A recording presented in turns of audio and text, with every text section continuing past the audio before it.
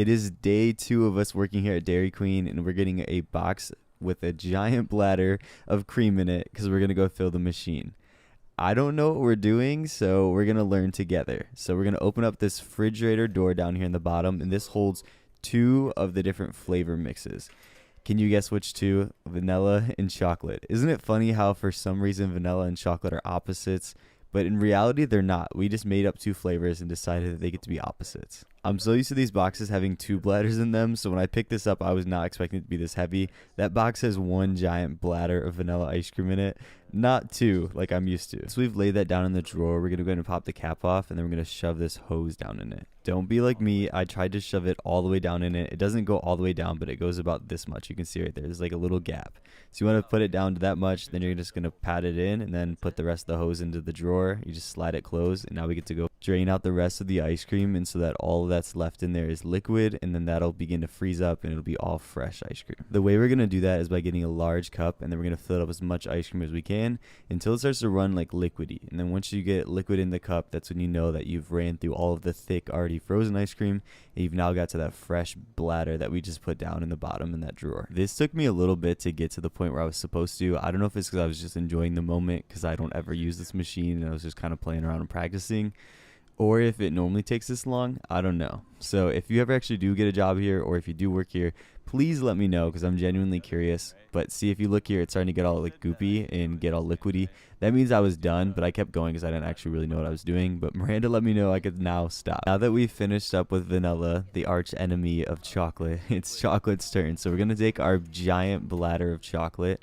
and we're going to go ahead and put that inside here as well. Just like the vanilla, once it's inside, we're going to go ahead and lay it all down and then pop the cap off, and then we're going to shove this little hose inside. This machine is extremely different than what I'm used to, so I find this process so fascinating. The machine that I'm used to, I pour the mix in for each batch, and then we make all the ice cream at once. This one, each ice cream gets made individually, and it gets sucked through from the bottom. You're not pouring anything in the top of anything.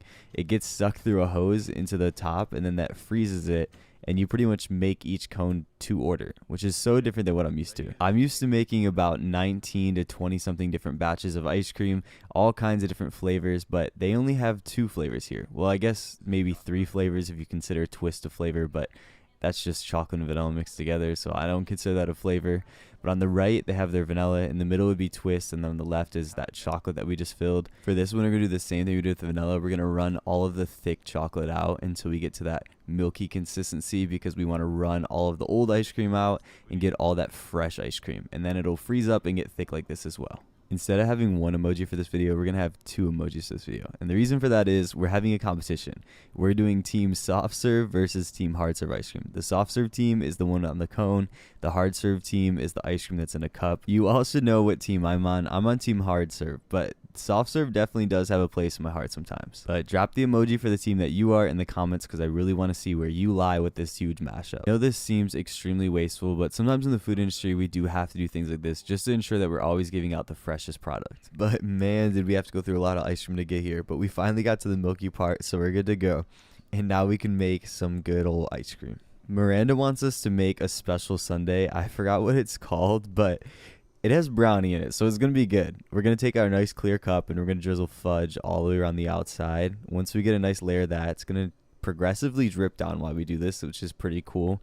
And then we're going to add some marshmallow on top of that. You know, I probably shouldn't be hating on marshmallow right now, but the pump gave out of me. The bag was low or something. I don't know, but marshmallow, you failed me right here. You really messed up my video, and you look like glue.